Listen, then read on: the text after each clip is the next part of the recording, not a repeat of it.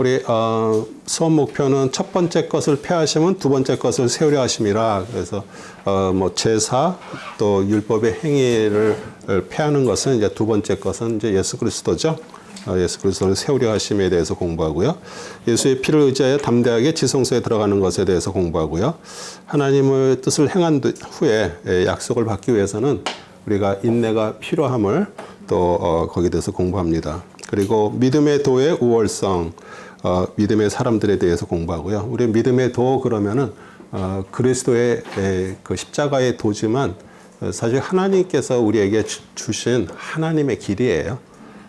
우리가 하나님께서 우리에게 주신 생각과 길을 따라서 살아가는 것이 믿음의 사람들이고요. 그 다음에 믿음의 창시자의 완성자이신 예수를 바라봄에 대해서 공부합니다. 짐승의 피로 죄들을 제거하는 것은 불가능하다. 우리 10장 1절에서부터 4절 같이 읽겠습니다. 율법에는 다가올 선한 것들의 그림자는 있으나 그것들의 형상 자체는 없으므로 그들의 해마다 계속해서 바치는 희생 제물들로는 그곳으로 나오는 자들을 결코 온전케 할 수 없느니라. 그랬더라면 그들의 제물 드리는 일을 그치지 아니하였겠느냐. 이는 경배 드리는 자들이 단번에 정결케 되면 제들에 대한 의식이 더 이상 없을 것이기 때문이라. 그러나 이 새 생제물로 인하여 해마다 제들을 다시 기억나게 하였으니 이는 황소들과 염소들의 피로는 제들을 제거하는 것이 불가능하기 때문이라.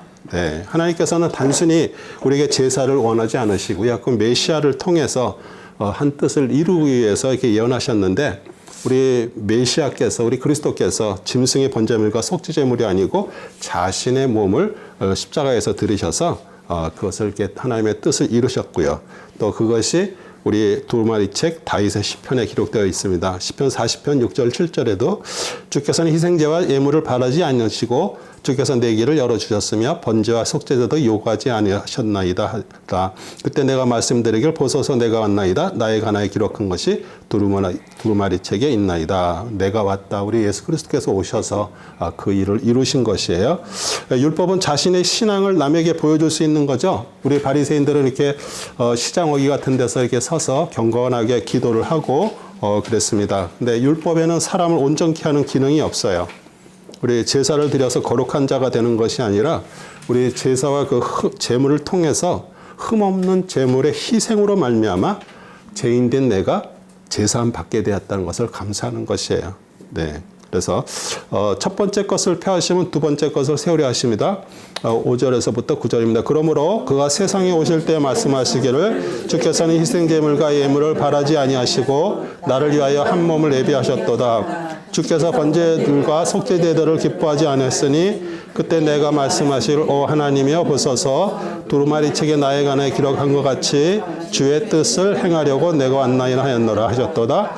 이외에 말씀하시기를 희생제물과 예물과 번제들과 속죄제는 바라지도 아니하시고 기뻐하지 아니하신다 하셨으니 이것들은 율법에 따라 드려진 것이다. 그때 말씀하시기를 오 하나님이여 보소서 주의 뜻을 행하려고 내가 왔나이다 하셨으니 첫 번째 것을 폐하심은 두 번째 것을 세우려 하심이니라.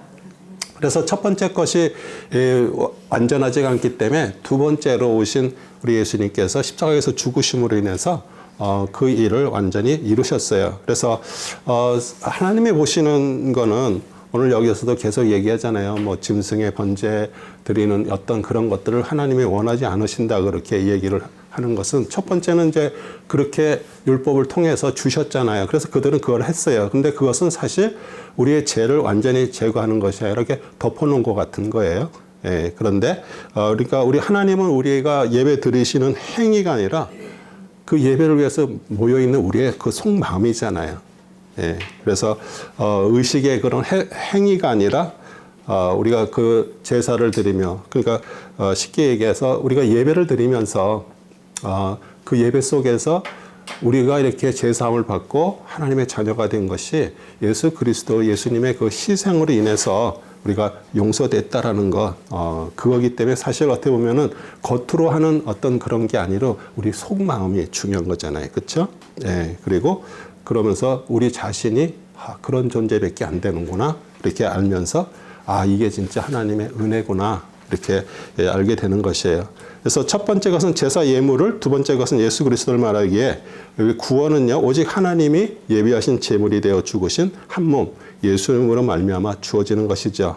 그래서 우리는 하나님께서 우리에게 주신 그 예비하신 그리스도의 우리 모든 소망을 우리가 두는 것이에요. 그래서 예배를 드리면서도 주님을 생각하고 주님의 마음을 가지고 있는 거죠. 그러면서 또 시편 51편 16절 17절도요. 주께서는 희생제를 원치 아니하시나이다. 그렇지 아니하면 내가 그것을 드렸으리이다. 주께서는 번제도 기뻐하지 아니하시나이다. 하나님의 희생제들은 상한 영이니 오 하나님이여 주께서 상하고 참여하는 마음을 멸시하지 아니하시니라.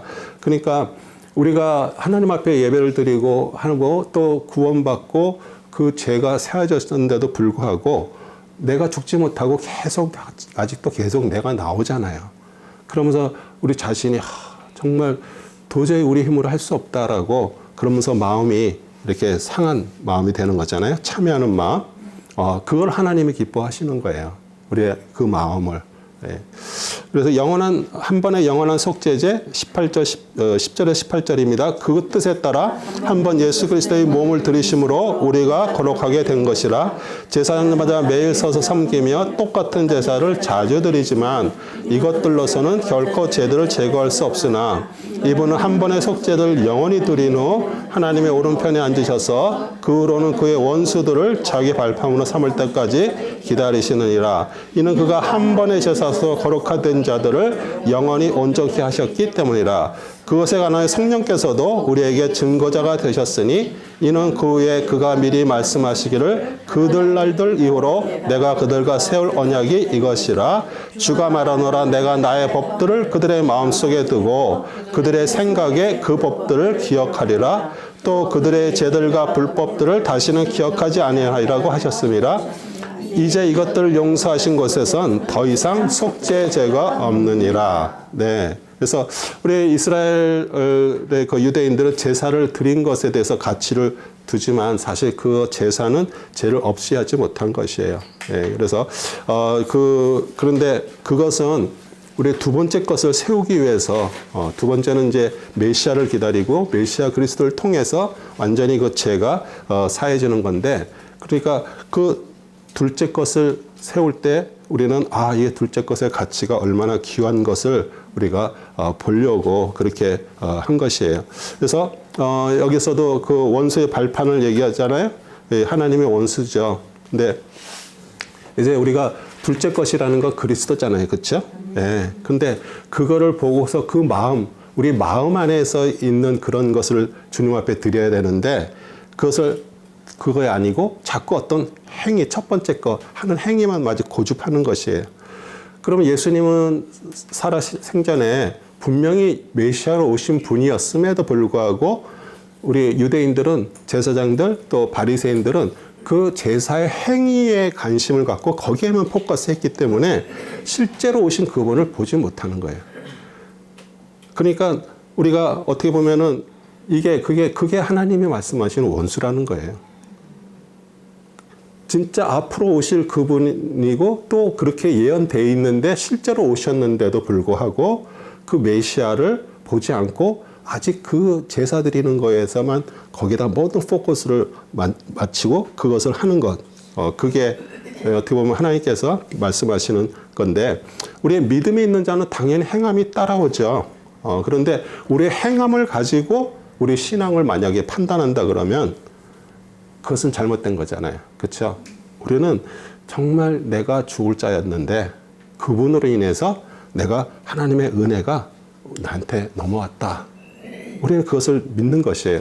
그런데 그게 아니고 만약에 우리는 뭐 예배를 금요 예배를 내가 이렇게 빠짐없이 내가 이렇게 드렸기 때문에 하나님이 나를 사랑하신다. 이렇게 만약에 생각을 한다 그러면은 오해하지 마세요. 또 우리가 뭐 예배를 드리는 것이 잘못됐다라고 얘기하는 게 아니고 진짜 우리가 그거를 이렇게 안다 그러면은 우리는 정말 주님의 마음을 아는 거잖아요. 예. 그런데 우리가 예전에도 그런 식으로 신앙생활을 많이 했잖아요. 뭐 저부터도 진짜 어마무시하게 했습니다. 365일 하루 이틀 빼고선 새벽 예배 했고요.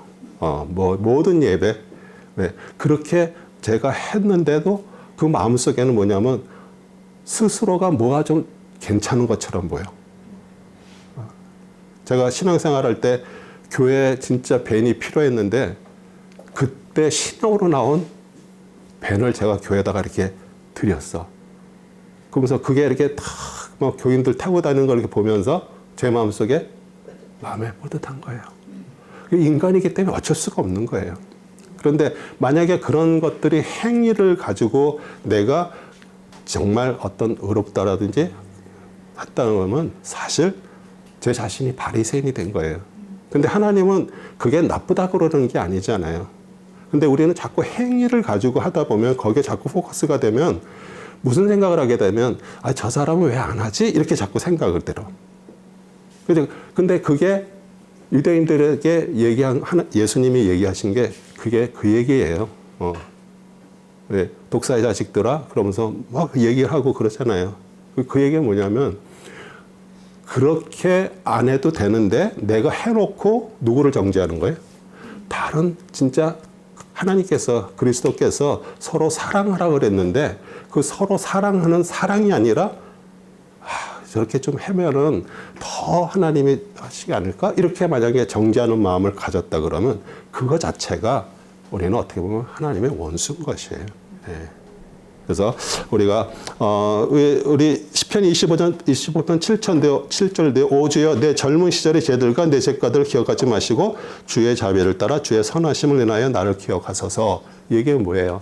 우리는 젊었을 때 우리 그 전에 몰랐을 때 우리 자기 믿음으로 했을 때들 그거는 사실 어떻게 보면은 다 지나간 것들이에요. 내가 만약에 그 예전에 있던 자기 믿음을 가지고 아직도 내가 그 예전에 이렇게 했는데요, 뭐 이렇게 했는데 이렇게 얘기한다 그러면 사실 내가 그 다음 그리스도 믿음으로 오지 않았다는 것을 스스로 말로 증명하는 거거든요. 그래서 우리는 그 자기 믿음에서 그리스도의 믿음으로 우리 계시된 믿음으로 우리가 안에 들어올 때 우리 마음 속에 주님의 마음, 이 속마음이 우리가 변화되는 것을 우리가 하나님 앞에 보여드린 거죠. 그 다음에 예수의 피를 의지하여 담대하게 지성소에 들어가라. 19절, 25절입니다.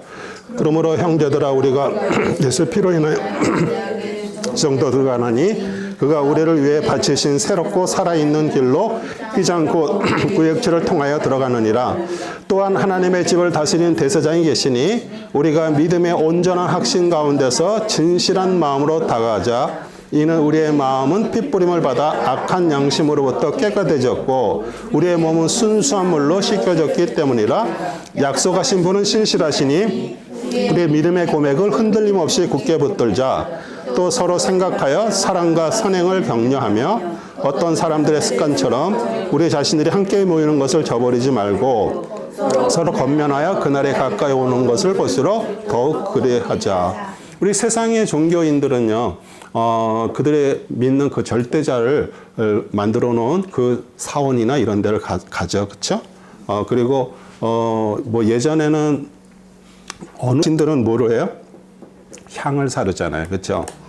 그러면서 그 세상 종교는 그걸 하면서 뭐를 생각해요? 자기가 믿는 절대자한테 세상 복을 구하잖아요. 그렇죠? 축복을 받고 가정이 잘 되고 자녀들이 다 잘 되는 거.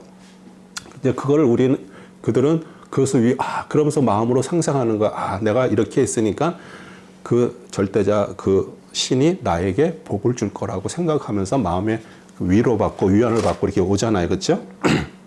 근데 우리는 구원받은 우리 성도들은요. 우리는 예수 그리스도를 피로 우리 지성소에 들어갈 담력을 얻었고요. 그 흘리신 십자가의 피는 영원한 속죄를 이루신 피예요. 그래서 그 휘장이 찢어지고 위에서부터 아래로 하나님께서 찢으셨죠. 네. 그래서 그 육체를 찢어서 새롭고 생명의 길을 열어놓으셨어요. 그래서 우리는 그리스도를 통해서 우리는 하나님을 만나는 거예요. 우리가 기도하면서 맨 마지막에 예수 그리스도의 이름으로 우리가 기도를 하잖아요. 그분을 통해서 우리는 하나님 앞에 나가는 거고요. 또 예수의 피로 우리 더러웠던 양심이 깨끗해지고요. 또 몸은 또 침례나 뭐 이런 예식을 통해서 맑은 물로 씻음 바 되었고 제사함 얻음과 동시에 우리는 어떤 마음? 참 마음과 온전한 믿음으로 하나님 앞에 나아가는 것이에요. 그런데 이게 우리가 한 것이 아니잖아요. 그분을 통해서 우리에게 주어진 것들이에요. 그래서 우리가 하나님 앞에 감사드리고요. 우리는 다 생명에서 끊어진 존재였어요. 그렇죠? 그리스도 만나기 전에 우리 다 그렇게 살았어요. 그런데 그리스도가 길이 되셨어요. 우리에게. 그리고 우리가 생명에 거하게 됐고요.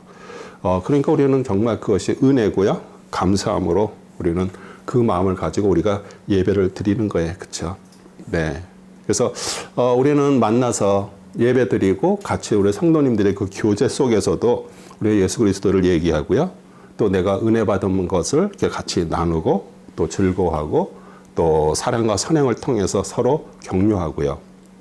그 다음에 우리가 내가 이런 일이 있었는데 내가 믿음의 그 삶을 살아서 하나님께서 주신 그 기쁨을 같이 이게 나누는 그게 우리 참된 성도들의 모임이잖아요.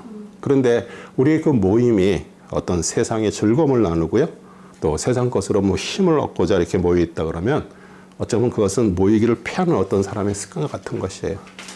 그래서 우리가 함께 모이는 거 그게 중요하고요. 그 안에서는 우리가 어떤 것들을 나누는 거 그게 중요한 것이죠.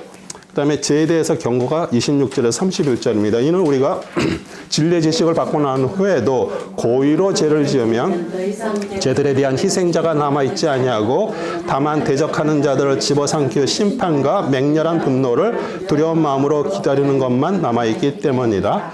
모세의 율법을 경시한 자도 자비를 얻지 못하고 두세 증인의 증인으로 인하여 죽었거늘 하물며 하나님의 아들을 발 아래 짓밟고 또 자신을 거룩하게 한 그 언약의 피를 거룩하지 아니한 것으로 간주하고 또 그 은혜의 영을 모욕하는 자가 얼마나 더 심한 형벌을 받아야 마땅한지 생각하라. 이는 원수 갚는 것이 내게 있으니 내게 갚으리라 주가 말하노라 하셨고 또다시 주께서 자기 백성을 심판하시라고 말씀하신 그분을 우리가 알기 때문이니 살아계신 하나님의 손안으로 떨어지는 것은 두려운 일이라. 아멘. 그래서 고의적으로 죄를 지었다. 우리 그 원어 하마르타 논터는요 계속적으로 죄를 짓는 행위를 말하는 거예요. 그러니까 우리가 정말 진리의 지식을 받고 우리 안에서 믿음과 사랑을 우리가 받음에도 불구하고 그 반대로 고의적으로 계속 죄를 범한다면 우리 심판과 맹렬한 분노가 우리에게 임할 것이라는 또 그런 두려운 말씀도 있는 것이에요. 그래서 더 이상 희생자가 남아있지 아니하다는 것은 속죄받을 기회가 없다는 것이 아니고요. 비록 죄를 범한다 해도요. 우리는 어디에 있어요? 예수 그리스도의 속죄의 은총 속에 있어요. 계속 우리의 그 피가 우리를 덮고 있지 우리가 그걸 통해서 또다시 주님의 속죄를 할 필요가 없다라는 것을 얘기를 하는 것이에요. 그래서 예수님의 죽으시면은 그 용서, 구원, 또 죄에 대한 심판, 또 그 모든 것이 하나님의 의지예요. 그러니까 바울은 자기가 예수님을 따르는 자들 죽이고 쫓아다니면서 옥에 가뒀다는 그게 너무 그 죄에 대한 것이 너무 애통한 거예요. 그렇죠? 네. 그런데 그걸 통해서 오히려 더 주님을 의지하는 그것을 갖습니다. 그래서 우리가 진짜 하나님의 은혜를 무가치한 것으로 여기는 거에 대해서 사실 하나님의 예수 그리스도의 그 속죄 은총은 해당되지 않아요. 그렇기 때문에 그게 하나님의 손안에 빠져 떨어지는 것처럼 두렵다라고 말하는 것이에요. 그래서 우리가 인내가 필요하면 하나님의 뜻을 행하는 후에 약속을 받기 위함입니다. 우리 약속은 예수 그리스도입니다. 32절에 39절 너희가 빛을 받고 난 후 고난의 큰 쌈을 견뎌낸 지난 날을 기억하라. 너희는 간혹 비방과 고난을 당하여 사람들에게 구경거리가 되었고 또 그런 처지에 있는 자들과 동료가 되었으니 너희가 갇혀있는 나에게 연민을 갖고 또 너희의 재산을 뺏기는 것도 기꺼이 당한 것은 하늘에 더 좋고 영구한 재산이 있음을 너희가 너희 안에서 알미라. 그러므로 너의 확신을 버리지 말라. 그리하면 큰 상이 있느니라. 너희에게 인내가 필요하면 너희가 하나님의 뜻을 행한 후에 그 약속을 받기 위함이라. 조금 있으면 오실 이가 오시리니 지체하지 아니하시리라. 이제 의인은 믿음으로 말미암아 살리라. 그러나 누구라도 뒤로 물러나면 내 원이 그를 기뻐하지 아니하리라. 그러나 우리는 뒤로 물러나서 멸망하게 될 자들에게 속하지 아니하였고 오히려 믿어 혼의 구원에까지 이른 자들에게 속하였느니라. 아멘. 그렇죠. 우리는 정말 우리의 소속이 어딘지를 알아야 돼요. 그리고 하늘에 더 낮고 영광한 재산 천국을 확신했고요. 소망이 견고했고요. 제가 그 받을 것이 뭐라 그랬어요? 그리스도를 얘기하는 것은 그리스도가 여러분 안에서 일을 하기 시작하면요. 우리는 이곳에 살면서도 우리는 천국의 삶을 살 수 있고요. 또 어떤 힘들고 어려움 속에서도 그분의 위로가 우리에게 임하는 것이에요. 그래서 여기 정말 이 히브리서를 이렇게 이제 듣고 돌려 들으면서 하는 사람들도 정말 어떻게 보면 정말 고난에 있는 상태잖아요. 예. 그런데 그들은 정말 갇히기도 했고 또 뺏기기도 했지만 그럼에도 불구하고 그들 마음 안에는 벌써 천국에 임해 있어서 거기에 대해서 그렇게 막 두려워하거나 그러진 않는 것이에요. 그리고 의인은 믿음으로 말미암아 산다. 우리 의인을 살게 하는 것도 믿음이고요. 또 믿음으로 말미암아서 사실 모든 것이 완성이 되었어요. 우리가 뭐 기도를 조금 못해도 뭐 성경 읽기를 조금 못해도 뭐 예배 참석을 빠질 수도 있죠. 그러나 우리는 뭘로 예수 그리스도의 피로 구속받은 우리의 믿음이에요. 우리의 믿음의 사람은요. 그런 걸로 인해서 흔들리지가 않아요. 네. 근데 항상 사단은요, 자꾸 우리의 어떤 부분에 좀 안 되면 그걸 가지고 자꾸 우리를 이 생각으로 공격이 들어와요. 그런데 우리가 어떤 존재라는 걸 안다 그러면은 그걸로 인해 가지고 우리가 마음 상할 것도 없고요. 그럴 게 없어요. 그래서 또 뒤로 물러가는 건 멸망의 자리로 되돌아감을 뜻하는데 우리는 누구예요? 멸망의 자리에서 건진받은 하나님의 백성이에요. 그렇죠? 네. 그리고 우리는 그 증거로 오늘 믿음으로 사는 것이에요. 그러니까 우리가 믿음에 뭘 믿습니다가 아니라 그분을 통해서 우리가 구원받고 하나님의 자녀가 됐다라는 것을 믿는 것이에요. 네. 그래서 그거는 우리의 인간의 의로운 행위가 아니잖아요. 예수 그리스도의 의의 행위로 십자가의 죽으심으로 말미암아 구원받았어요. 그 구원받고 그분이 나와 함께 계시고 그분이 나의 주인이 되신다라는 것을 믿는 것이에요. 그게 우리는 생명 안에 있는 거예요. 그래서 하박국서 2장 3절 4절도요. 그러나 환상은 정해놓은 때가 있으니 결국은 말할 것이요 거짓말하지 아니하니라. 더딜지라도 기다리라. 그때가 더디지 아니하고 반드시 이룰 것임이라. 보라 마음이 교만한 사람은 그 안에 정직함이 없느니라. 그러나 의인은 자기 믿음으로 말미암아 살리라. 그래서 하박국의 그 정해놓은 초림으로 오신 예수 그리스도를 그들은 기다렸잖아요. 근데 우리는 지금 누구를 기다려요? 다시 오실 재림하실 예수를 기다리고 있어요. 어떻게 보면 그 구약에 있는 성도들이나 우리나 사실 똑같이 우리는 그 믿음 안에서 사는 거예요. 여기서도 이 하박국에서 우리 구약에 있는 사람들의 그 자기 믿음이에요. 그런데 그 자기 믿음이 우리는 예수 그리스도가 오셔서 벌써 우리에게 이 속마음을 주님의 새 창조로 우리는 새 마음들이 됐어요. 그 새 마음이 된 자들은 이제는 더욱더 그런 어려움과 힘듦 속에서도 우리는 더 의지하고 기다리고 인내할 수가 있는 거죠. 그래서 사실 인내도 우리 인간으로 인내할 수 없습니다.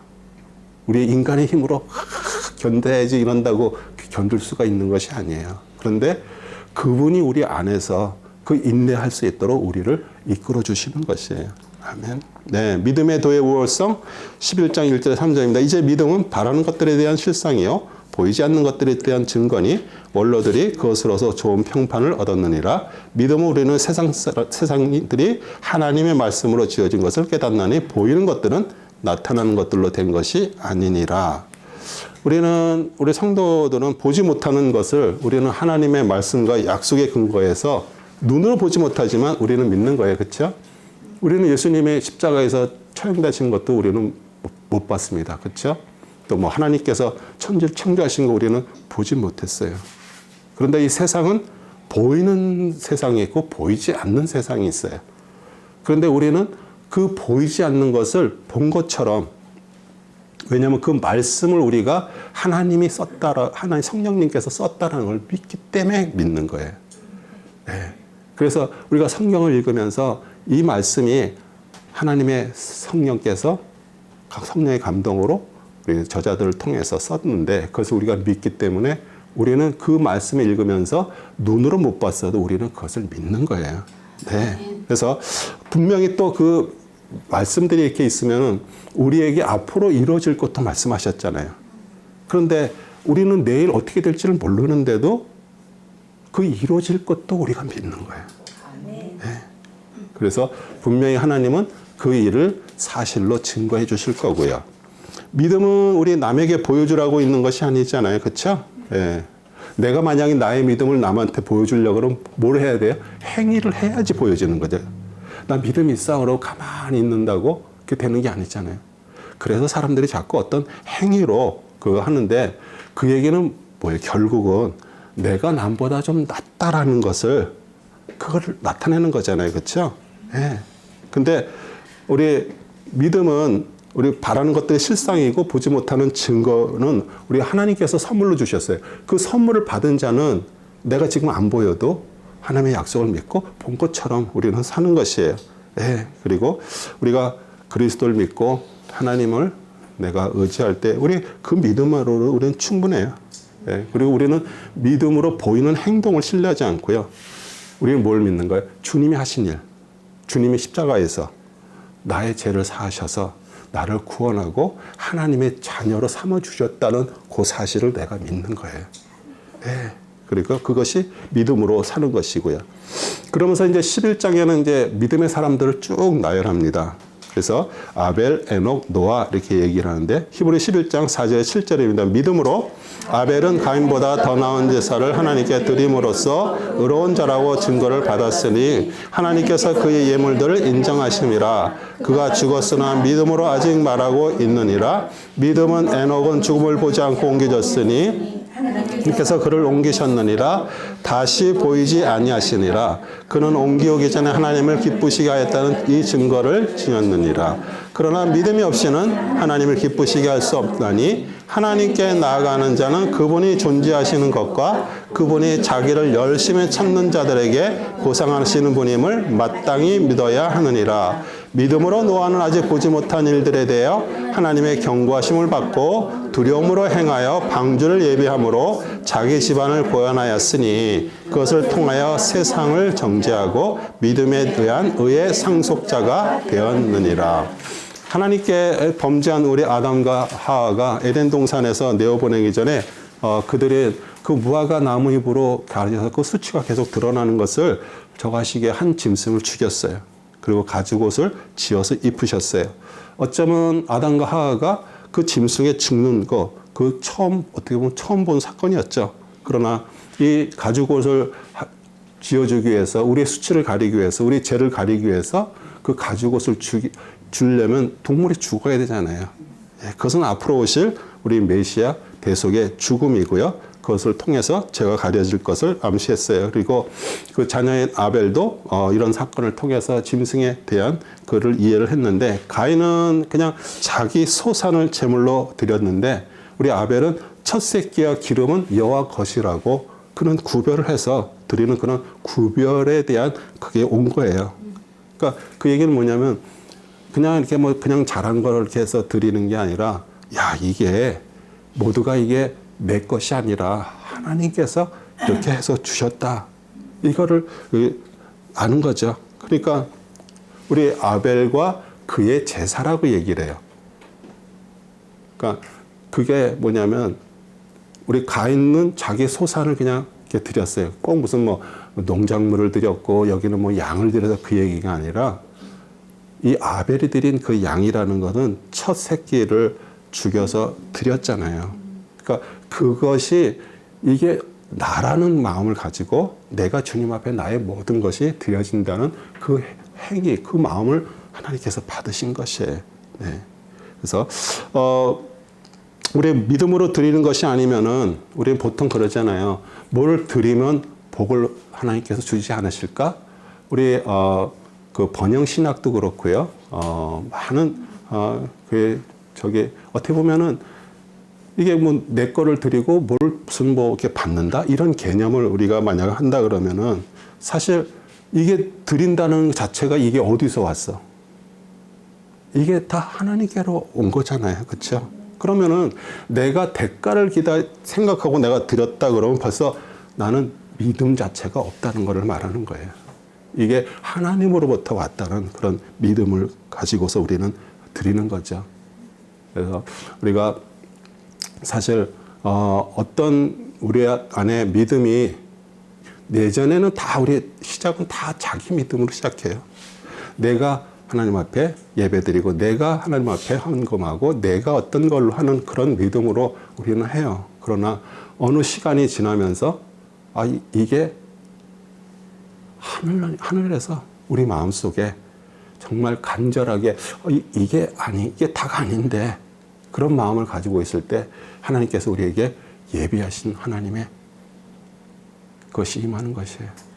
그 주님께서 우리는 말씀을 통해서 그게 계시가 되지 절대 말씀 읽지 않은 사람은요 수십 년을 교회 다녀도 사실 그게 임하지가 않습니다. 그래서 우리가 하나님 앞에 이 말씀을 통해서 읽고 이 말씀을 통해서 이게 나였구나.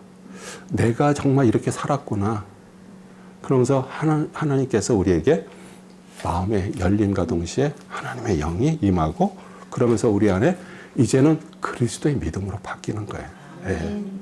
그러면 그리스도의 믿음이 바뀐 자들은요 점점 삶이 변화를 받아요. 그리고 어떤 것들이 이게 그냥 이루어진 일이 아니고 이게 하나님께서 하실 거구나. 어떤 일들이 벌써 이루어졌다 그러면 벌써 그것은 하나님께서 하신 거예요. 그렇기 때문에 우리 원망할 것도 없고요. 그렇게 되죠. 그 다음에 에녹은 65세에 무드셀라를 낳은 후 300년 동안 하나님과 동행하는 삶을 살다가 하나님께 데려가셔서 죽음을 보지 않고 천국으로 옮기셨어요. 그렇죠? 무드셀라가 우리 인간들 성경에 나와 있는 중에 제일 오래 살았죠. 969세. 근데 무드셀라의 이름의 뜻을 우리가 안다 그러면은 우리 하나님께서 노아에게 말씀하신 것을 우리가 알 수가 있는 것이에요. 무드셀라 이름의 뜻이 뭐라고 그랬어요? 공부 우리들 하신 분들 있잖아요.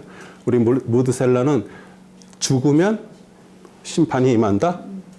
엄청난 사건이 생긴다. 그 이름이 뜻이 그거예요. 그래서 무드셀라가 죽고 나서 이 대홍수가 일어난 것이에요. 그래서 우리는 사람들은 성경을 읽으면서 무슨 노아의 홍수라 그러는데 무슨 이런 게 진짜 일어났을까 이렇게 생각을 하잖아요. 근데 지금도 여러 곳에서 예전에는 이제 이런 유튜브나 이런 것들이 없으니까 그렇게 생각할 수 있어요. 근데 지금은 산에서들 소금을 캐고 있어. 지금도 너무나도 많은 곳에서 높은 지대에서 소금들이 나오고 높은 지대에 있는 호수가 소금 호수 같으면은 그게 왜 바다가 그 위로 올라갔어요? 그렇죠? 그런 것들을 통해서 벌써 우리에게 증거가 되잖아요. 산에서 왜 조개가 나오고 물고기 화석들이 나오고 그러겠어요. 그 자체가 벌써 대홍수가 일어났다는 것을 우리에게 증명을 해주는 것이에요.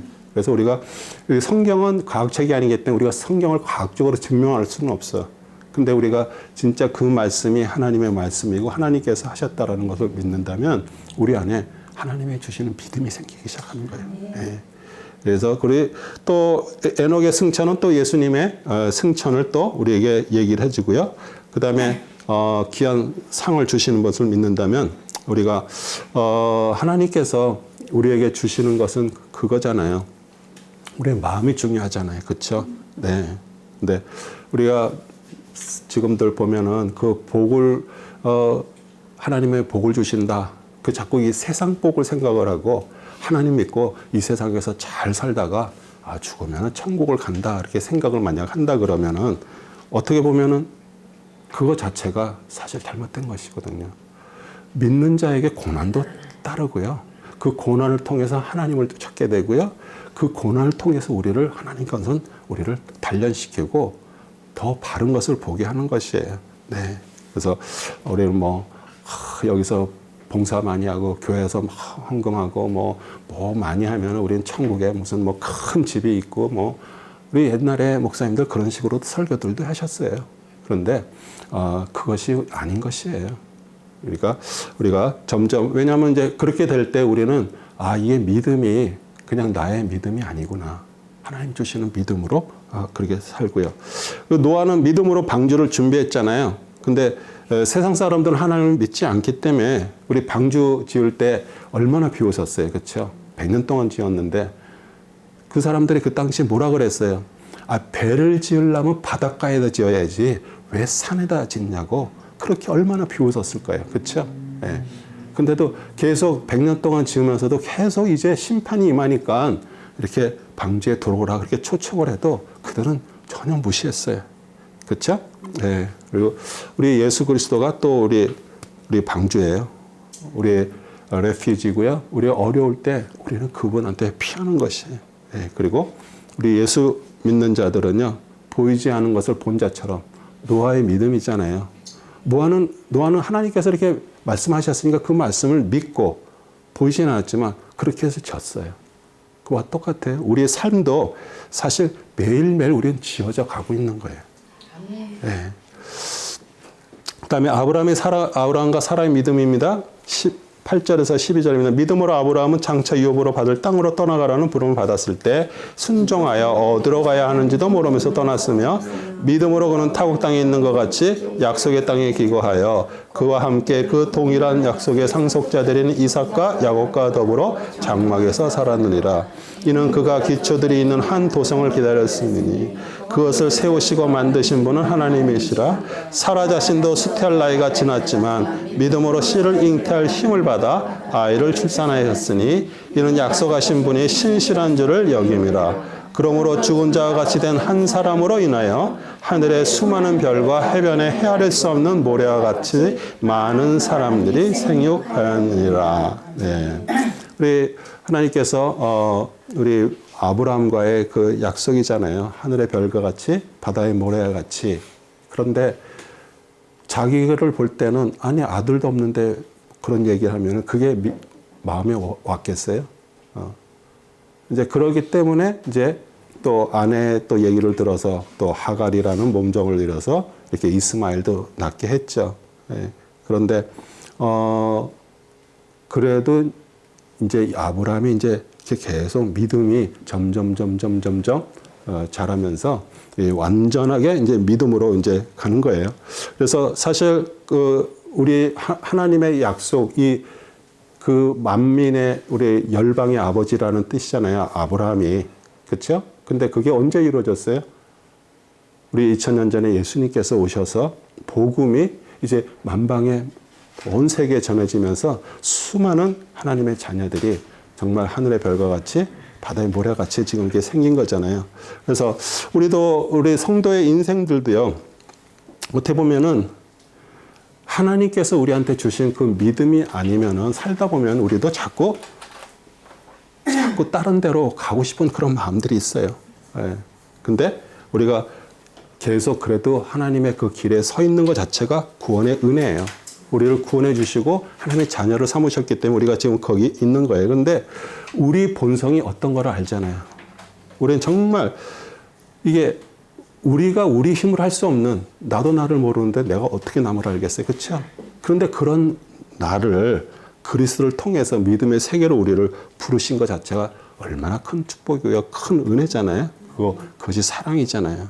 그래서 그것도 사실 어떻게 보면 하나님이 우리한테 선물로 주신 거예요. 그 믿음 자체도 붙들고 있는 것이에요. 그래서 내가 뭐 하나님께 행한 것도 없고 뭐 드린 것도 없어서 뭐 복을 받지 못한다 그런 생각은 우리 믿음의 실체를 몰라서 하는 얘기예요. 믿음은 그게 믿음이 아니잖아요. 그러면 아브라함은 어떻게 믿음의 조상이 되었는가? 16절에 19절입니다. 이제 그들이 사모하는 곳은 더 좋은 본향 곧 하늘에 있는 것이라. 그러므로 하나님께서는 그들의 하나님이라 불리는 것을 부끄러워하지 아니하시니 이는 그들을 위하여 한 도성을 예비하셨습니다. 믿음으로 아브라함은 시험을 받을 때 이삭을 제물로 드렸으니 그 약속들을 받은 자가 그의 독생자를 드린 것이라. 그는 하나님께서 죽은 자들로부터 그를 살리실 수 있으리라고 생각하였습니다. 이로써 그는 모형으로 그를 죽은 자 가운데서 다시 받은 것이니라. 그는 하나님께서 죽은 자들로부터 그를 살릴 수 있으리라고 생각하였습니다. 이로써 그는 모형으로 그를 죽은 자 가운데서 다시 받은 것이라. 어떻게 보면은 하나님께서 하늘의 별과 같이 바다의 모래와 같이 그렇게 자손들을 허락하겠다고 그랬는데 정말 어떻게 보면 우여곡절 끝에 하나님께서 우리 이삭을 줬잖아요. 그런데 그 이삭을 바치라 이렇게 얘기를 하면은 만약에 그 태어난 100세에 얻은 아들이 아브라함한테 정말 이게 우상이 되었다 그러면 바칠 수 있어요? 못 바치죠. 하나님께서 그렇게 얘기하면 이건 사단의 음성이라 이러고서 거절했을 거 아니에요. 그렇죠? 네. 근데 그거를 믿었어요. 그러니까 그 얘기는 뭐냐면 그렇게 믿음이 성장을 했다는 거예요. 네. 그래서 우리가 그런데 아브라함은 그 시험에서 통과했어요. 순종을 하였기 때문에 우리 아브라함의 믿음도 부활신앙도 포함이 되어 있는 거예요. 그리고 하나님께서는 이삭 대신 한 순양을 준비하셨고 우리 돌려받았어요. 죽은 자가 산 자처럼 된 거예요. 이거 예수 그리스도의 부활을 또 우리한테 예표하는 것이고요. 그리고 정말 아브라함은 내가 지금 이삭을 죽여도 하나님은 돌려주실 거라고 믿었어요. 정말 그렇게 우리가 그러니까 그 아브라함의 신앙이 언제 믿음의 조상이 될 수가 있었어요? 그 전에 아내도 바르기도 하고 여러 가지 사건들이 많았잖아요. 또 하가를 통해서 이스마엘도 얻고 그랬는데 정말 이 죽음은 죽으리라 다시 돌려받을 그런 믿음을 가지고 우리 번제로 드린 그 행위를 통해서 우리의 믿음의 완전한 조상으로 우리가 갈 수가 있는 것이에요. 그리고 우리가 성도들이 본받을 우리의 부활신앙이에요. 그래서 우리는 신앙생활하면서 어떤 때는 정말 살 수 없을 정도로 정말 그 고난이 그냥 조그만 고난이 아니라 어마어마한 고난, 도저히 회피할 수 없고 엄청난 그런 고난 속에서도 우리가 믿음을 가지고 갈 수 있는 거. 그럴 때 주님이 보실 때 정말 고맙다. 네. 그러니까 사실 믿음도 하나님께 주시는 거예요. 네. 우리 모세와 그 부모의 믿음 23절에서 29절입니다. 믿음으로 모세는 태어났을 때 출중한 아이로 보였기에 그의 부모가 3개월 동안 숨겼으니 이는 그들의 왕의 명령을 두려워하지 않았기 때문이며 믿음으로 모세는 장성하여 파라오의 딸의 아들이라 칭함을 거절하고 잠시 동안 제 낙을 누리는 것보다 오히려 하나님의 백성과 함께 고난받는 것을 택하였고 그리스도의 능력을 이집트의 보아들로부터 더 큰 재물로 여겼으니 이는 그가 상주심을 바라보았습니다. 믿음으로 그는 왕의 노여움을 두려워하지 않고 이집트를 떠났으니 이는 그가 보이지 않는 불을 보는 것처럼 견뎠기 때문이다. 믿음으로 그가 유월절과 피 뿌린 예를 지켰으니 이는 첫 태생을 멸한 이가 그들을 손대지 못하게 하려 한 것이라. 믿음으로 그들은 마른 땅을 가듯이 홍해를 통과하였으나 이집트인들은 그렇게 해보려고 시도하다가 물에 빠져 죽었느니라. 예, 어떻게 보면 하나님의 정말 귀한 섭리죠. 아니 어떻게 모세를 준비시키기 위해서 그 바로의 공주의 아들이 되게 하셨어요. 그러니까 3개월을 이렇게 집에서 숨기다가 더 이상 숨길 수가 없어서 갈대 상자에다가 넣어가지고 거의 나일강에 갖다 놨잖아요. 근데 하필이면 그러니까 우리 인간은 우연히 하필 이러는데 하나님의 섭리 속에 있는 거예요. 예. 그래서 성경에 3가지의 상자가 뭐라 그랬어요? 첫 번째는 우리 노아의 방주, 두 번째 우리 모세 갈대 상자, 세 번째 언약궤. 노아의 방주도 나무로 지었기 때문에 그 틈이 이렇게 있잖아요. 그러면 그 물이 차면은 그 틈새로 물이 들어오면 다 죽어버려요. 그래서 거기다 뭐를 발랐어요? 역청을 발랐죠. 우리 모세 아기를 집어넣은 그 갈대 상자도 그 파피루스 갈대잖아요. 갈대도 그냥 놔두면 어떻게 물이 다 들어오면 모세가 죽어요. 그렇기 때문에 거기다 역청을 바른 거예요. 우리 언약궤도 그 상자가 위에다가 뭐를 뿌려요? 동물의 피를 뿌려요. 피를 뿌리는 거예요. 이 모든 그 역청이 모든 것들이 다 예수 그리스도의 보혈을 말하는 거예요. 그러니까 그 보혈이 치러졌기 때문에 그 물에 안 죽는 거예요. 그렇죠? 우리도 이 세상의 물 속에 어떻게 보면 우리는 다 살고 있는데 그 세상 물이 우리 안에 들어오지 못하는 것은 예수 그리스도의 보혈이 뿌려져 있기 때문이에요. 네. 그래서 그 하나님께서 우리에게 그렇게 그리스도를 통해서 그런데 우리 보면은 모세도 어떻게 보면 자기 자신이 이제 히브리라는 걸 알았잖아요. 근데 나갔는데 자기 동족이 막 학대받고 고난받는 걸 보고 자기가 자기 스스로가 구원자의 역할을 하려고 그 애굽인을 죽였어요. 그렇죠? 그런데 그 다음날 또 동족들이 싸우니까 왜 싸우냐고 이렇게 말리니까 네가 어저께 이집트인 죽인 것, 애굽인 죽인 것처럼 우리 죽이게 하느냐? 그러니까 이게 발각돼서 도망을 갔어요. 그러니까 그렇게 40년을 궁중에서 모든 세상의 학문, 모든 것들을 다 받았어. 그리고 도망가서 40년 동안 양을 치는, 그것도 자기 양이 아니라 우리 처가살이 하면서 양을 쳤어.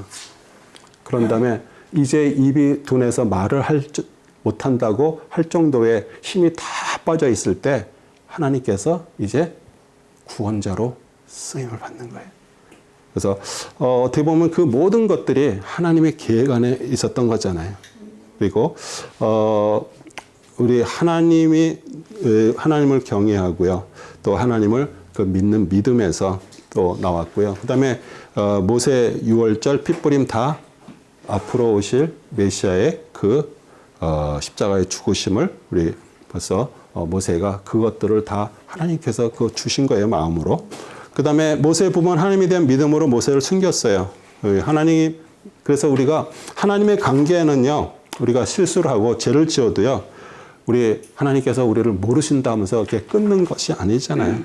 왜요? 이스라엘 백성 자체가 얼마나 악했어요. 그렇죠? 그렇게 홍해를 건너서 광야로 인도했으면서도 끝없이 불평하고 끝없이 악한 것을 맞는 그 백성하고 우리 시내산에서 약속을 해서 언약을 맺었기 때문에 우리가 그리스도를 통해서 구원받고 하나님의 자녀가 됐다 그러면 하나님은 우리 예수님을 우리하고 끊지를 못하죠. 그렇죠? 뭐 물의 기품이나 모든 것들로부터 우리를 보호하시고 인도하시는 것이 똑같은 우리의 적용이 되는 거고요. 믿음의 창시자이고 완성자이신 예수를 바라보자 12장 1절에서 6절입니다. 그러므로 이처럼 많은 구름과 증인들이 또한 우리를 둘러싸고 있으니 우리 또한 모든 무거운 것과 쉽게 에어싸는 죄를 벗어버리고 인내로 우리 앞에 놓인 경주를 하자. 그리고 우리 믿음의 창시자여 완성자이신 예수를 바라보자.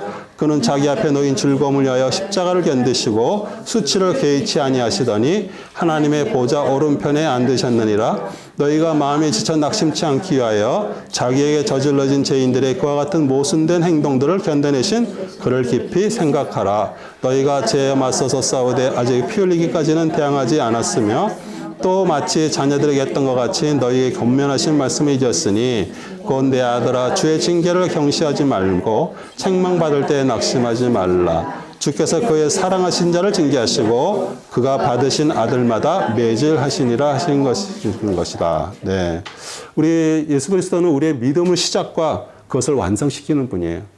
그러니까 우리가 구원받았다는 그 믿음을 우리를 시작도 예수님이 하셨고요. 그것을 끝까지 이루실 완성자신 그분이에요. 네. 그래서 우리는 그 믿음도 우리 안에서 난 것이 아니잖아요. 하나님께서 그리스도를 통해서 우리 안에 아름다운 일을 행하시고요. 그게 선물이에요. 네. 또 분명히 그분이 시작하신 것을 우리가 붙들었으니까 마지막까지 우리를 완전하게 하실 것을 저희들은 믿는 것이에요. 네. 그래서 우리 바라보다 아폴라오는요, 뭐 지벽에 응시하다는 뜻도 있지만 마음으로 본다는 것이에요. 정말 그게 진짜 중요한 거 아니에요? 눈으로 보는 것보다 마음으로 우리가 보는 거예요. 그래서 여러분이 만약 실망하기를 원하고요, 힘 빠지기를 바란다면 자기 자신을 보세요.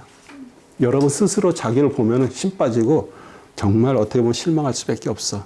근데 우리에게 진짜 주님의 기쁨을 받기로 원하는 우리 예수 그리스도를 바라보는 거예요.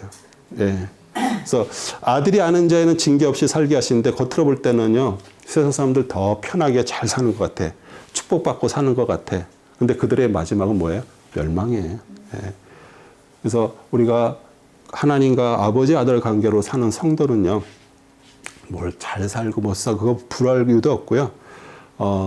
이 세상에 복 받는 삶이 부러운 것이 아니라 우리는 하나님 우리를 징계하시고요. 우리를 어떤 때는 훈련시키셔요. 그런 고난 속에서.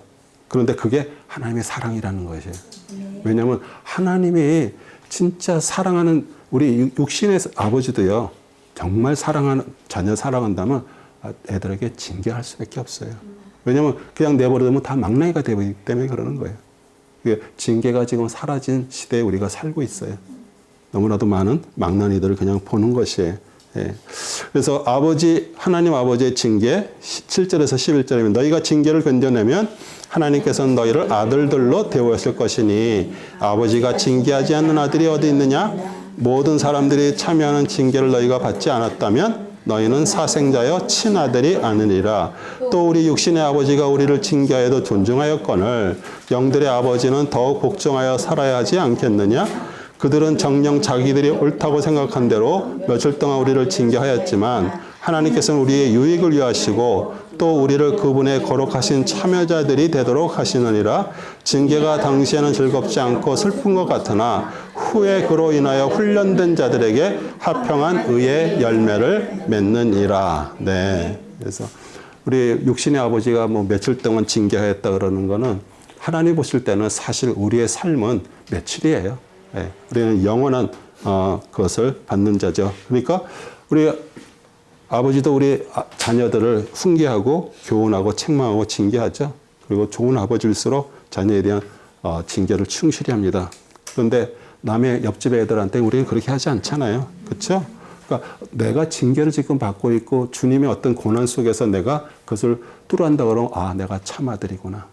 내가 하나님의 자녀구나. 그럼 우리가 그것을 우리에게 아는 것이죠. 그래서 우리 영들의 아버지께서 우리는 더 우리가 복종하면서 살고요. 또 우리 성도는 징계를 통해서 우리 의의 평강의 열매를 받고요. 의롭고 평안한 삶을 누리고요.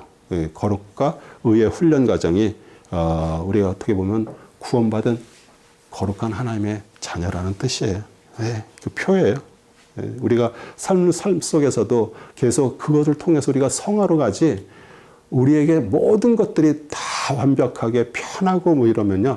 우리는 타락할 수밖에 없어요. 우리 인간 존재가 그런 자가 될 수가 없어요. 그렇기 때문에 우리에게 그런 어려움 속에서도 우리는 더 의지하고 가는 거죠.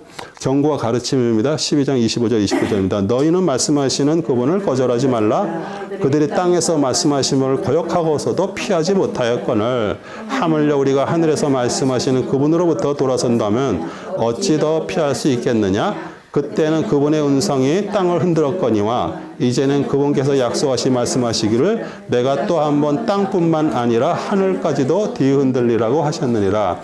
이 또 한 분이란 말의 의미는 이미 피조된 것으로 흔들리는 것들을 제거하고 흔들리지 않는 것들을 남겨두시려는 것이라. 그러므로 우리가 흔들릴 수 없는 왕국을 받으리니 은혜를 소유하자. 우리가 이 은혜로서 하나님을 기쁘게 섬기되 경건함과 경건한 두려움으로 할지니 우리 하나님은 소멸하시는 불이심이라. 네, 우리 신의 산에서 경고하신 하나님의 말씀을 어기는 자에도 엄한 벌이 내렸어요. 그리고 짐승도 그 위에 올라오지 못하게 얘기를 했어요. 그런데 하늘로서 내려오신 예수 그리스도의 음성을 우리가 무시하고 거절하고 배반한다면 얼마나 더 큰 엄한 벌이 내려지겠느냐. 우리가 정말 그런 것들을 정확히 한다면 우리는 하나님 안에 들어오려고 우리가 되는 거예요. 근데 이게 아무나 들어올 수가 없잖아요. 아무나 들어오지를 못하는 거예요. 하나님은 다 예배했어요. 들어오기를 원해. 그런데 들어온 자만이 내가 하나님으로부터 들어왔다는 걸 아는 것이. 네. 그래서 우리 하나님의 일하심을 보지 못하고 이해하지 못한다면 우리는 새 생명의 세계를 소망하는 것이 아니라 우리는 눈에 보이는 세상을 바라보는 거예요. 그러니까 눈에 보이는 세상을 바라보다 보니까 우리 삶 속에서 오는 고통도 우리가 그것을 이해하지 못해요. 그런데 예수님이 받으신 그 고통에 있는 그 십자가의 고통은요, 사실 하나님의 진노를 받으신 거예요. 누가 받아야 될까? 우리가 받아야 될 것을 그분이 대신 그것을 받으신 것이에요. 그리고 우리에게 임할 그 진노의 잔을 그분이 다 짊어지신 것이에요. 그렇기 때문에 우리가 진짜 그것을 안다 그러면은 우리는 정말 사랑받은 자라는 것을 우리는 깨닫는 거죠. 우리가 다 소멸할 세계에서, 소멸의 세계인 그 불의 세계에서 우리는 어디로 왔어요? 생명의 세계로 왔어. 근데 그 생명의 세계가 그냥 이루어진 것이 아니라 피로 인해서 이루어진 것이에요. 이게 정말 놀라운 기적과 은총이 아닐 수 없죠. 예. 근데 우리가 희망한 세계도 아니고요. 우리가 우리 힘으로 얻으려고 했던 세계도 아니에요. 근데 우리는 어느 나라에 와 있어요? 영원히 흔들리지 않는 그 나라에 소속됐어요. 정말 흔들릴 수 없는 왕국을 우리는 받았어요. 네. 그래서 우리를 새롭게 우리를 부르셨고요. 우리를 정하신 우리를 부르신 하나님의 백성들이 되었어요. 세상은 요동칩니다. 뭐 지금도 뭐 여러 가지 일들로 인해서 막 세상은 막 흔들려. 그런데 우리가 그 흔들리는 속에서도 육신으로 우리는 흔들리는 세계에 있으면서도 우리는 하늘에 있는 흔들리지 않는 왕국을 받았어요. 그래서 우리의 마음에 우리는 평안이 임하는 것이에요. 네. 그리고 주는 나를 돕는 분이시다. 13장 1절에 6절입니다. 형제 사랑하기를 계속하고 나그네 대접하는 일이 잊지 말라. 이렇게 하다가 자기도 모르는 사이에 천사들을 대접한 사람들도 있었느니라. 옥에 갇힌 자들을 함께 갇힌 것처럼 기억하고 너희 자신도 몸을 가졌은즉 학대받는 자들을 기억하라. 혼인은 모든 면에서 귀한 것이니 침상을 더럽히지 않게 하라. 음행하는 자들과 간음하는 자들은 하나님께서 심판하시니라. 너희의 생활 방식에 탐욕이 없도록 하고 현재 가진 것들로 만족하라. 이는 그가 말씀하시기를 내가 너를 떠나지 아니하고 너를 버리지 아니하라고 하셨음이라. 그러므로 우리가 담대히 말하기를 주는 나를 돕는 분이시니 사람이 내게 무엇을 하든지 내가 두려워하지 아니하니라 하니라. 우리 한번 이렇게 생각 한번 해보세요. 왜 우리 안에 탐욕이 있을까요? 탐욕이 내 안에 있다라는 얘기는 지금 내가 뭘 가졌어. 그런데 내일 이것이 없어질 것 같은 두려움 때문에 탐욕을 또 부리는 거야. 그 자체가 뭐예요? 믿음이 없다라는 얘기예요. 하나님은 우리 함께 하신다고 그랬고 내가 너를 떠나지 않는다고 그랬어. 내가 지금 오늘 조금 없어도 내일도 살아갈 수 있는 것들을 공급해 주실 것을 우리가 믿는다면 우리가 탐욕을 부릴 수가 없어요. 네. 왜냐하면 탐욕을 하게 되면은 거기에서 뭐가 계속 발생되냐면 욕심이 끊임없이 되고 그게 믿음이 없는 거잖아요. 네. 우리 하나님께서 지금 우리한테 주신 것 거기에 감사하라 그러잖아요. 그렇죠? 네. 어떻게 보면 우리 예수님이 그 양과 염소에서 이렇게 얘기했어요. 형제들 중 작은 한 사람이 줄일 때 먹을 것 주고 목마를 때 마시게 하고 나그네 돼서 영접하고 벗었을 때 옷을 입히고 병들었을 때 저가 옥에 갇혔을 때 방문하라. 그런데 예수님이 그렇게 너희들이 그렇게 했다고 얘기를 해. 그러니까 그러잖아요. 아니 우리가 언제 그랬어요? 내가 뭐 근데 우리 예수님이 그러잖아요. 그들에게 한 게 그 작은 형제에게 한 게 나한테 한 거라고 얘기를 하는 거예요. 네. 그래서 우리가 살아가면서 정말 어떻게 보면은 정말 필요한 자들에게 또 우리가 또 있는 것을 나누잖아요. 또 우리 뭐 부부 사랑, 아름다운 가정, 또 그 가정을 지키는 것, 또 그것은 뭐 기본적인 거잖아요. 그다음에 돈을 사랑하는 것이 일만하게 근원이 된다. 하나님께서 세상 끝날까지 자기 백성을 지키시고 도우시고 공급하실 거예요. 그것이 우리에게 하나님의 보배로 우리가 삼는 자들이에요. 우리는 이 세상에 썩어질 것에 양보할 수 없어요. 그래서 디모데전서 6장 10절 돈을 사랑하는 것이 모든 악의 뿌리니 이것을 욕심내는 어떤 사람들이 믿음에서 떠나 방황하다가 많은 슬픔으로 자신을 찔렀도다. 그러니까 그게 믿음이 없다라는 얘기예요. 네. 그래서 우리는 주님이 뭐 우리가 일부러 무슨 뭐 가난하게 살 필요가 없잖아요. 일부러 있는 거 다 버릴 이유가 없잖아요. 그게 아니잖아요. 이 것들을 하나님께서 주신 것을 감사하면서 누리고 사는 거예요. 네. 그리고 우리가 설령 어떤 부분에서 좀 부족한 부분이 있어도 하나님께서 나를 지키시고 하나님께서 저하실 것을 우리가 믿는 거죠. 예수 그리스도는 동일하시다. 13장 7절에서 9절입니다. 하나님 말씀을 너희에게 들려주고 너희를 다스리는 자들을 기억하고 그들의 행실의 결과를 관찰하여 그들의 믿음을 따르라. 예수 그리스도는 어제나 오늘이나 영원토록 동일하시니라. 여러 가지 이상한 교리들에 끌리지 말라. 마음은 은혜로서 굳건케 하는 것이 좋고 음식으로 할 것이 아니니 음식을 따라 처신한 자는 유익을 얻지 못하니라. 네. 우리 예수 그리스도는 항상 어제나 오늘이나 또 우리 내일이 아니라 미래가 아니라 지금도 오고 계시는 분이에요. 매일매일 나에게 오고 계시는 분이에요. 네, 우리가 정말 동일하시고요. 2000년 전에 오셨고 또 세상이 끝날 때까지 또 우리에게 영원한 천국을 또 주실 것이고요. 네. 예수님은 세상에서 배척받고 죽으셨습니다. 그렇죠? 우리 사도 역시들 세상에서 환영받지 못했어요. 정말 동일하신 우리 그리스도를 믿는다면 우리 역시요. 세상 사람도 우리를 별로 좋아하지 않아요.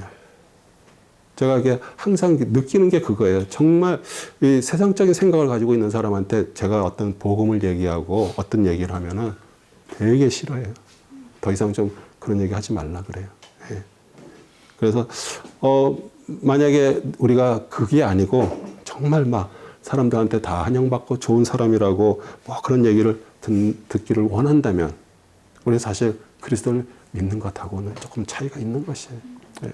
그래서 사실 우리가 세상 사람들이나 주위 사람들한테 그런 배척을 받는 거는 그 사람들이 우리 사람을 미워하는 게 아니고 뭐 때문에 미워하는 거예요? 우리 안에 계신 그리스도를 미워하는 것이.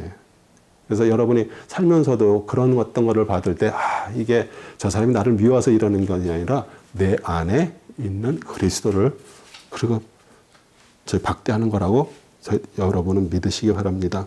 네. 그 다음에 음식에 따라 처신하는 것은 뭐 음식은 뭐는 먹고 뭐는 먹지 않은 거. 그게 어떻게 보면 율법이잖아요. 그렇죠? 예, 지금도 뭐 고기 무슨 뭐 안 먹고 뭐 이렇게 뭐 하는 거 그 자체가 사실 어떻게 보면 율법적인 것들 하는 거예요. 예, 그런데 우리는 그리스도께서 모든 것들을 이루셨어요. 예. 뭐 그런 걸로 인해서 뭘 먹어야 되니 안 먹어야 되니 우리는 그렇지 않는 자들이에요. 진영 밖으로 나아가자 10절에서 14절입니다. 우리에게 한 제단이 있는데 성막을 섬기는 자들은 이곳에서 나온 것을 먹을 권한이 없느니라. 이는 죄를 위해 대제사장이 성소에 그 피를 가지고 들어가는 그 짐승들의 몸은 진영 밖에서 태우기 때문이라. 그런즉 예수께서도 자신의 피로써 사람들을 거룩하게 하시려고 성문 밖에서 고난을 받으셨느니라. 그러므로 우리도 그의 수치를 짊어지고 진영 밖에 있는 그에게로 나아가자. 여기에는 우리의 영구한 도성이 없는 거로 우리는 장차 올 도성을 찾고 있느니라. 우리 대제사장이신 우리 예수 그리스도 자신의 피로 우리 하늘 성소로 들어가셨어요. 그런데 그 육체는 진 밖에서 불살라 지셔야 됐어요. 그러니까 여기서도 보면은 그 성소에서 먹을 권한이 없다 이렇게 성막을 섬기는 자들이 이곳에서 나온 것을 먹을 권한이 없다 그러는 거는 다른 때는 제사 드리는 거에서 제사장들이 그것을 취할 수 있는 권한이 있었어요. 근데 대속제일 한 번 어텀먼 데이 들어가서 해서 나오는 그 고기는 먹을 수가 없고 그건 다 불로 태워지는 거예요. 그러니까 우리 대제사장인 예수 그리스도가 오셔서 십자가에서 죽으시고 우리 영문 밖, 우리 예루살렘 밖에서 골고다 언덕에서 십자가에 못 박혀서 죽으신 것이에요. 그래서 주께서는 우리를 위한 피난 불명의 모욕을 받으셨고요. 우리도 역시 그 능력을 짊어지고 진영 밖으로 그게 나가는 것이 뭐라 그랬어요? 십자가에서 나의 정과 욕심을 못 박는 거예요. 매일매일 어제 하면 끝난 거 아니잖아요. 오늘도 또 똑같은 다른 것들이 나와. 그럼 또 받고 그러면서 점점 하나님의 사람으로 우리는 살아가는 것이에요. 마지막으로 사도의 축복입니다. 18절에서 25절입니다. 우리를 위하여 기도하라. 이는 우리가 매사에 정직하게 살고자 하는 선한 양심을 가진 것을 확신하기 때문이라. 그러나 내가 너에게 더 열심히 이 일을 행하기를 간구하노니 이는 내가 너에게 더 속히 돌아가려 함이라. 이제 양들의 큰 목자이신 우리 주 예수를 죽은 자들로부터 다시 이끌어내신 평강의 하나님께서 영원한 언약의 피를 통하여 모든 선한 일에 너희를 온전케 하사 그의 뜻을 행하게 하시고 예수 그리스도를 통하여 그분이 보시기에 참으로 기쁨이 되는 것을 너희 안에서 이루시기를 원하노라. 영광이 그분께 영원 무은토록 있을지어다. 아멘. 형제들아 내가 너희에게 권하노니 이 겉면의 말을 용납하라. 이는 내가 너희에게 몇 자 적어 편지를 썼음이라.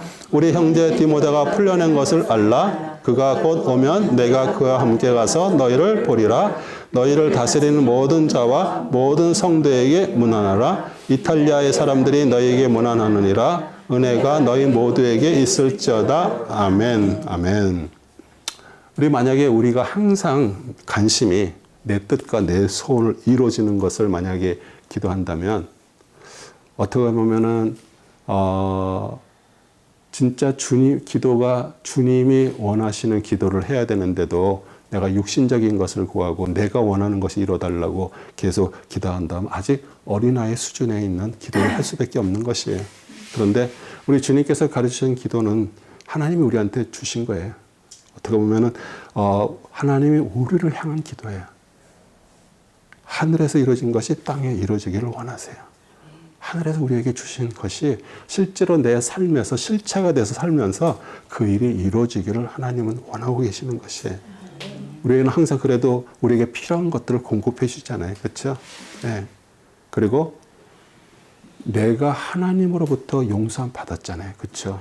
그러면 나에게 죄를 지고 나에게 저간 사람을 내가 용서를 해주는 게 하나님의 뜻이잖아요. 근데 그렇게 용서를 받았음에도 불구하고 우리는 나한테 좀 뭘 잘못하고 그러면 용서를 못하는 거예요. 네. 그래서 우리 양의 큰 목자이시고 영원한 언약의 피를 흘리셨고 주님의 부활은 하나님께서 죽은 자 가운데서 이끌어내신 역사적인 사실이에요. 그리고 우리 사도 바울이 데살로니가전서 3장 2절에 디모데를 우리 형제라고 이렇게 불렀고요. 또 여기서도 보면은 얘기를 하는 거 보면 디모데하고 아주 친근한 사이물처럼 이렇게 얘기를 하잖아요. 그리고 또 옥에 갇혔다고 놓인 것도 증거하고, 그다음에 이탈리아에서 온 자들, 로마 제도의 제국의 수도인 로마에도 복음이 전해진 것으로 증거가 되는데, 우리 정경을 이렇게 하는 그런 예전에 이제 그런 신학자들 또 뭐 이렇게 해서 그 칼타고 회의에서 신학을 이제 구약하고 신약을 이렇게 하는 데서 거기서 이 히브리서를 그냥 바울의 서신이라고 그렇게 얘기를 했어요. 근데 우리가 왜 이 바울의 서신인 것 같기도 하고 왜 아닌 것 같기도 하고 막 이러냐면, 바울의 서신은 기본적인 패턴이 있어요. 그렇죠? 처음에 바울의 자기의 사도권에 대해서 얘기를 하고, 그런데 이 히브리서는 그런 부분이 없어요. 그러니까 이게 바울이 썼나 이렇게 하는데 이런 부분들 몇 군데를 이렇게 보면은 바울이 이 서신을 썼 것 같다, 그런 게 생각이 좀 들잖아요. 그렇죠? 그런데 왜냐하면 이 히브리서는 제가 얘기를 했지만 구약에 정말 정통한 사람이에요. 거의 구약에 있는 말씀을 가져다가 용기를 주고, 이제 예수 그리스도를 믿고 그 가문의 핍박, 동족의 핍박에서 정말 이렇게 고통스러워서 다시 유대교로, 율법으로 다시 돌아가려고 하는 자에게 예수 그리스도가 메시아가 얼마나 대단한 일들을 했는가를 쭉 얘기를 하면서 구약에 있는 말들을 다 끌어다가 이렇게 놓은 거 보면 정말 그렇게 구약에 정통한 사람이 왜 틀림이 없죠? 네. 그다음에 우리 야고보서 이제 1장에 3장 읽어주시고요. 또 윌멘턴 책 554페이지, 558페이지 읽어주시면 되겠습니다.